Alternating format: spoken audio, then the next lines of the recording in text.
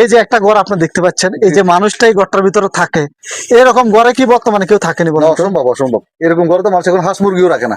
এই যে ভাই একটু এদিকে আসেন তো। সালামু আলাইকুম। এই যে ভাই কেমন আছেন? জি আলহামদুলিল্লাহ ভালো আছি। এই যে একটা ঘর আপনি দেখতে পাচ্ছেন, এই যে মানুষটাই ঘরটার ভিতরে থাকে, এরকম ঘরে কি বর্তমানে কেউ থাকেনি বলুন তো? অসম্ভব অসম্ভব, এরকম ঘরে তো মানুষ এখন হাঁস মুরগিও রাখে না। কি বলেন?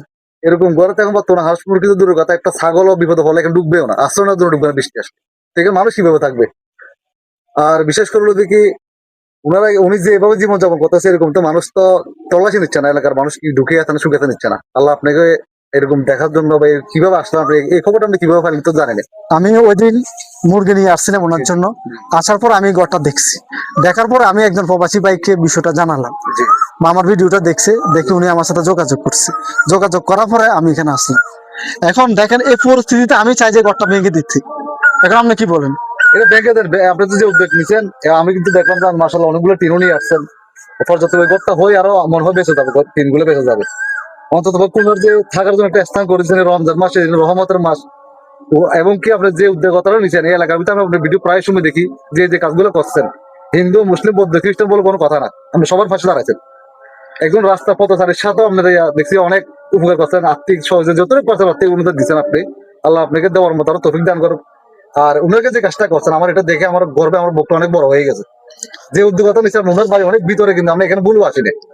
উনার চতুর্পাশে আর এরকম বাড়ি ঘর নাই, উনি যে এখানে বসবাস করতে একটা মানুষ কবরের মতো আছে উনি এখানে।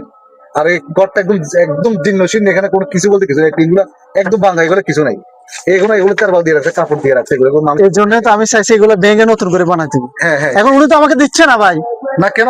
উনি যে উদ্যোগতা নিচ্ছে, আপনার শুধু এটা না, উনি চাইলে উনার দ্বারাতে আপনার এর থেকে আরো ভালো কিছু হইতে পারে। আপনি সময় দিতে দোয়া করুন ওনার জন্য।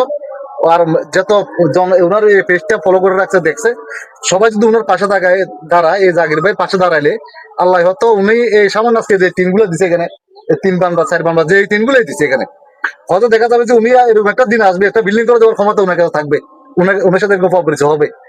দোয়া করবেন রমজান মাসের উপলক্ষে, নামাজ পড়ে দোয়া করবেন। আর যারা দিচ্ছে তাদের জন্য দোয়া করবেন। আমরা সবার জন্য দোয়া করি, আমরা সবাই মুসলিম। যারা দান করতেছে তাদেরকে দান করার তৌফিক দান করো। আর জাগির ভাই এরকম যেরকম গ্রামে গ্রামে হেঁটে যাইয়া মানুষের পাশে দাঁড়াইতেছে, আল্লাহ যাতে উনাকে আরো শক্তি দান করে, আরো তৌফিক দেয়, উনার দিলটাতে আল্লাহ আরো বড় করে দেয়, এটাই প্রত্যাশা। ওকে, আসসালামু আলাইকুম।